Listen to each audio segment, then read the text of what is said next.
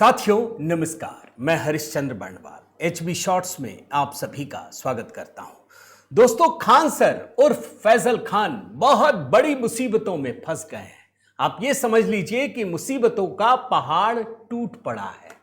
बड़ा अहंकार हो गया था दोस्तों, ऐसा लगता है अब देखिए अपने को कोई मतलब नहीं, कोचिंग संस्थान हो मीडिया संस्थान हो, हमें दोनों से इसलिए मतलब नहीं है दोस्तों क्योंकि एक समय तक तो दोनों अच्छे लगते हैं, लेकिन एक समय के बाद जब अहंकार हावी हो जाता है तो फिर दुनिया बदल जाती है। आप जानते हैं दोस्तों, इस समय पढ़ाई को लेकर कितनी सारी परेशानियां इस देश के आम बच्चों को, युवाओं को झेलनी पड़ रही है। और ये परेशानियां तो आप समझ लीजिए छोटे छोटे शहरों से निकल रही हैं। सरकार भी परेशान है, सरकार के लिए भी चुनौतियां हैं। लेकिन इस बीच दोस्तों एक नई जंग छिड़ गई। कहां? अंजना ओम कश्यप और ये जो कोचिंग माफिया है। अब अंजना ओम कश्यप ने किसी माफिया, सिर्फ कोचिंग माफिया कहा, किसी का नाम नहीं लिया, लेकिन कहते हैं ना, अंदर अगर गर्मी, पैसों की गर्मी भरी पड़ी हो ना तो इंसान किसी चीज को देखता नहीं। और खान सर यानी फैजल खान उसमें कूद पड़े, और सिर्फ कूद पड़ते, चलिए आलोचना करते, शब्दों की मर्यादा रखते तो फिर भी बात समझ में आती। लेकिन इस व्यक्ति ने शब्दों की मर्यादा को भी तार तार कर दिया। अब आप देखिए क्या हो रहा है। इसी खान सर पर आप समझिए इसका कोचिंग सेंटर हो या अस्पताल, दोनों पर गाज गिरी है दोस्तों। और आज की परिस्थिति यह है कि जहां पूरी दुनिया इस खान सर के पीछे भाग रही थी, जो सोशल मीडिया में दिखता है, आज ये खान सर भागे भागे फिर रहा है, छिप रहा है, ये फरार हो चुका है। खबर क्या है दोस्तों, जरा ध्यान से देखिए और आप समझने का प्रयास कीजिए कि अहंकार कैसे किसी की गर्मी उतार देता है। पढ़ लीजिए, पटना से फरार हुए खान सर, आसपास के जिलों में एसआईटी की ताबड़तोड़ छापेमारी जारी। ये जो खान ग्लोबल स्टडीज है दोस्तों, वहां फायरिंग की घटना हुई थी। आप जानते हैं दो कोचिंग संस्थानों के बीच आपस में जो झड़प हुई, मतलब एक दूसरे से कंपटीशन, और उसमें जो फायरिंग हुई, इसी विवाद में अब इंदू कोचिंग वाले को तो पकड़ लिया गया, लेकिन ये तो बचे हुए थे।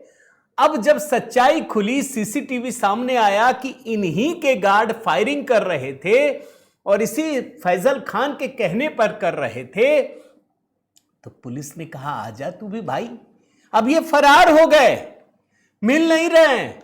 एसआईटी की टीम लगातार छापेमारी कर रही है, पटना आसपास के जिलों में दबिश दी जा रही है। ये खान सर सार्वजनिक रूप से नजर ही नहीं आ रहे हैं। और ये जो केस डायरी है दोस्तों, वो कोर्ट में जमा कर दी गई है। जो सूत्रों के अनुसार मीडिया में रिपोर्ट छप रही है दोस्तों, टीम लोकेशन जानने के प्रयास में जुटी हुई है। डीआईयू उसको भी एक्टिव कर दिया गया है। 4 जून को ही एफआईआर हुई थी और खान सर को, फैजल खान को पता चला, ये चुपके से कोचिंग से बाहर निकले और भाग ही गए। भाई आज तो पैसों की कमी नहीं है, करोड़ों की संपत्ति है दोस्तों, जो मैं पढ़ रहा था। अब मैं उनकी संपत्ति के पीछे नहीं जा रहा।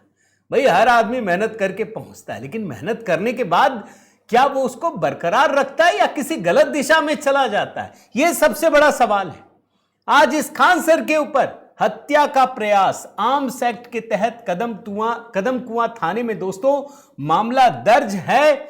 इस फैजल खान ने पटना के सिविल कोर्ट में अग्रिम जमानत की याचिका दायर कर दी है।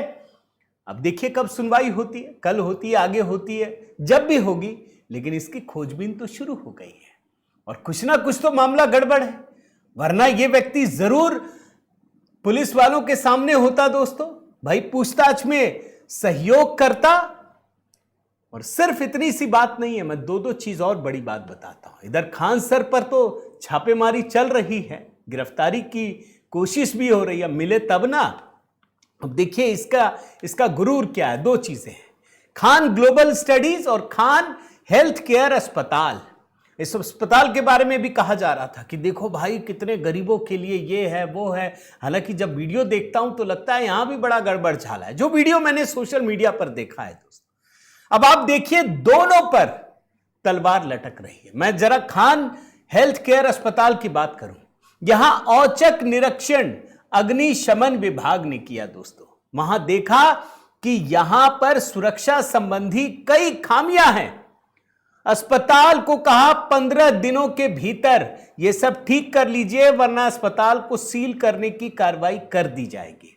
और ये जो अग्निशमन विभाग है दोस्तों, ये औचक निरीक्षण करता है, सुरक्षा ऑडिट करता है। कई गंभीर खामियां पाई जाती हैं कि अगर कोई आपात स्थिति पैदा हो जाए तो लोगों के बचाव की कितनी सुरक्षा है। जैसे मैं आपको सिर्फ एक एग्जांपल दे देता हूं, क्या दिक्कत है, इससे आपको पूरी की पूरी बात समझ में आ जाएगी। नियम यह है दोस्तों कि 5 मंजिला व्यवसायिक या सार्वजनिक भवनों में कम से कम 2 सीढ़ियां होना अनिवार्य है। यह अस्पताल है, जानते हैं यहां आने और जाने के लिए सिर्फ 1 सीढ़ी की व्यवस्था पाई गई है।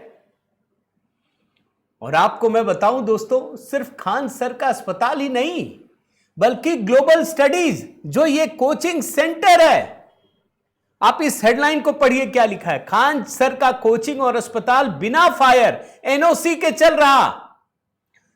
नोटिस के बाद अब सील होने की नौबत, यानी ये दोनों सील होने की नौबत आ गई है। यानी इसमें भी पंगा है। मगर पंगा सिर्फ इतना नहीं है, इसने जो काम किया दोस्तों वो वास्तव में अक्षम्य है। आप बोलेंगे क्यों? भाई अंजना ओम कश्यप वाली कहानी तो मैं दिखा चुका हूं दोस्तों, इसी एचबी शॉर्ट्स में दिखाया, मैं सिर्फ याद दिला देता हूं। इस व्यक्ति ने, अंजना ओम कश्यप ने क्या कहा था, और वो भी एक डिबेट के दौरान एक जेनरिक स्टेटमेंट था कि ये जो लीक होता है ना परीक्षा में, ये कोचिंग माफिया की वजह से होता है। किसी का नाम नहीं लिया था। अब तो ये समझ में आ गया, भाई पटना के भीतर ही खान सर और एक दूसरा कोचिंग इंस्टीट्यूट अगर आपस में लड़ रहा है तो ये माफियागिरी नहीं तो और क्या है। आप सोचिए ना, और क्या उदाहरण हो सकता है।